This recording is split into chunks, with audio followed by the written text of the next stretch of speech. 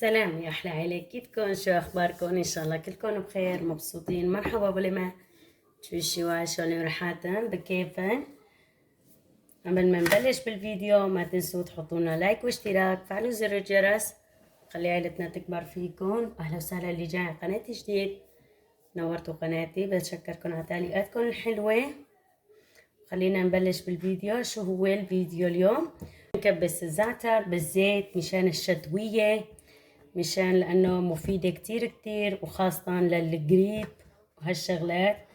كيف رح نشيلها ونفس الوقت ناكلها مع العتون أو زيتون أو هيك جنب الجبنة، أو بتقدروا حتى إذا لا سمح الله في حدا أخذ قريب وأخذ رشح هالشغلات، بيقدر يشيل معلقة زيت من فوقها يشربها. كتير مفيدة وصحية نفس الوقت.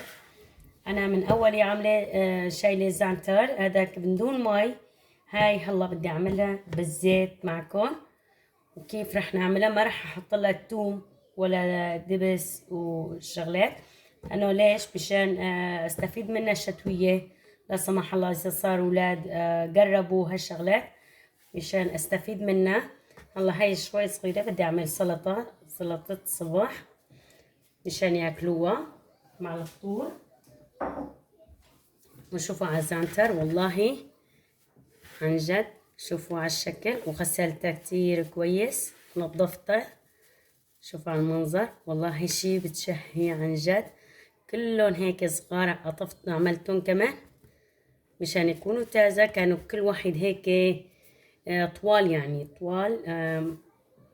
بس شلت الخسل منهم، خسلاتها هيك صغار شلت منها ورقاتها، قلت مشان اعملها وياكلوها صحية كمان نفس الوقت. هلا شو رح نعمل هون؟ رح نرش عليها شوية ملح ليمون، ما بدها كتير، شوي صغيرة براس المعلقة ملح ليمون. وهون عندي شوية ملح، شوي صغيرة، ما رح افضيلها كتير، رح تدبل معنا كمان، ما بدي اياها يكون ملحة كتير كمان.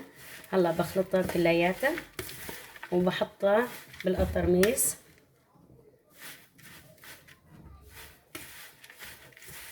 مشان ما تملح معنا بالشتوية، استفيد منها مشان القريب وهالشغلات، مشان واحد يستفيد منها، ما تكون مالحة او ملح ليمونة يكون زيادة من هذا الشي.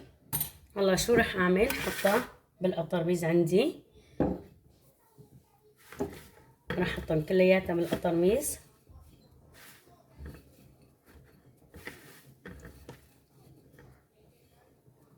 كتير صحية وطيبة عن جد، وزعتر كلياتكم تعرفوا قديش طيبة وصحية. أنا جبلية، واللي بأوروبا إذا ما عندهم زعتر بيقدروا يشتروا وحدة من السوبر ماركت يزرعوها بجنينتهم. وخاصة الزعتر الأوروبي بيكبر كتير هيك، حصروها هيك مشان لأنه رح تدبل معنا، عبوها كتير كويس.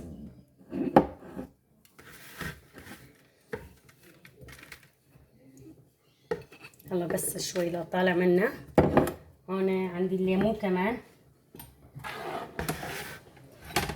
تقدروا تحطوا لها هيك اشكال ليمون كمان كمنظر وكصحي نفس الوقت. رجعت فضيتها من القطرميس ورجعت عبيتها، كنت نسيانة الليمون، هيك حطيت لها ليمون كمان. ليمون بتعطي كمان نكهة طيبة وكتير صحية من هذا الشي. بحط لها ليمون كمان.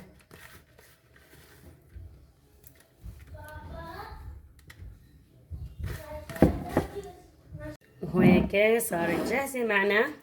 شو رح نضيف عليها؟ رح نضيف عليها زيت زيتون، رح نعبيها زيت زيتون، وبنفس الوقت مثل ما حكيت لكم من الصحية مشان الشتوية، تشيلوا معلقة صغيرة تشربوها للولاد، او انتو كبار صغار بيقدروا يشربوا منها، من هذا الشي.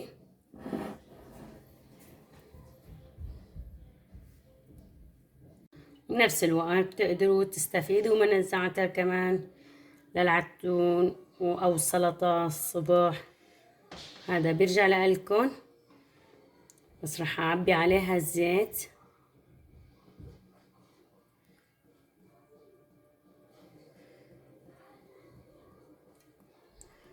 هو زيت زيتون بتعرفوا كلياتكم كتير كتير صحية، ما في أطيب من زيت زيتون. وهيك بهالشكل صارت معنا جاهزة،